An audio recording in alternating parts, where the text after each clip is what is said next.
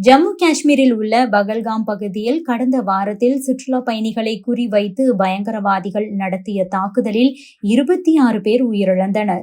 இந்த தாக்குதல் சம்பவத்தால் இந்தியா பாகிஸ்தான் இடையே போர் பதற்றம் நிலவி வருகிறது. பாகிஸ்தானின் கராச்சியில் உள்ள விமானப்படை தளத்துக்கு துருக்கி விமானப்படைக்கு சொந்தமான விமானம் தரையிறங்கியதாக தகவல் வெளியான நிலையில் துருக்கி சார்பில் விளக்கம் கொடுக்கப்பட்டிருக்கிறது.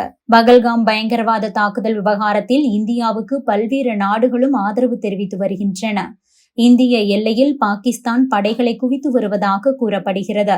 இந்திய விமானப்படை, தரைப்படை, கப்பல் படை என முப்படைகளும் போருக்கு தயார் நிலையில் உள்ள நிலையில் பாகிஸ்தான் மீது இந்தியா தாக்குதல் நடத்தலாம் என்றும் கூறப்படுகிறது. போர் பதற்றம் காரணமாகவும் சுற்றுலா பயணிகள் மீது தாக்குதல் நடத்த வாய்ப்பிருப்பதால் காஷ்மீரில் முன்னெச்சரிக்கை நடவடிக்கை தீவிரப்படுத்தப்பட்டுள்ளது. துஷ்பத்ரி, கோகர்நாக், டக்சம், சிந்தன்டாப், அச்சாபல் உள்ளிட்ட 48 முக்கிய சுற்றுலா தலங்கள் மூடப்பட்டுள்ளன. இந்த சூழலில் துருக்கி நாட்டின் சார்பில் பாகிஸ்தானுக்கு ராணுவ உதவி வழங்கப்பட்டதாக வெளியான தகவல் அதிர்ச்சியை ஏற்படுத்தியது. பாகிஸ்தான் விமானப்படை தளத்துக்கு துருக்கி நாட்டின் விமானப்படைக்கு சொந்தமான C-130 ஹெர்குலிஸ் போர் விமானம் நேற்று முன்தினம் சென்றிருக்கிறது. அதில் ஏராளமான போர்க்கருவிகள் எடுத்து செல்லப்பட்டன.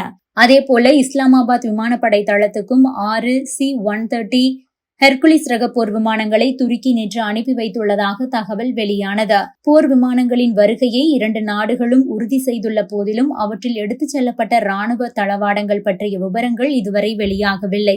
இந்த நிலையில் பாகிஸ்தானுக்கு துருக்கி நாட்டிலிருந்து சரக்கு விமானம் மட்டுமே அனுப்பப்பட்டுள்ளதாகவும் போர் விமானங்களை அனுப்பவில்லை என்றும் துருக்கி சார்பில் விளக்கம் கொடுக்கப்பட்டுள்ளது. துருக்கி பாகிஸ்தான் இடையே பொருளாதார ரீதியாகவும் வர்த்தக ரீதியாகவும் நல்லுறவு நிலவி வருகிறது. இருப்பினும் இதுவரை விமானங்கள் இறங்காத நிலையில் திடீரென விமானங்கள் தரையிறக்கப்பட்டுள்ளது சந்தேகத்தை கிளப்பியிருக்கிறது.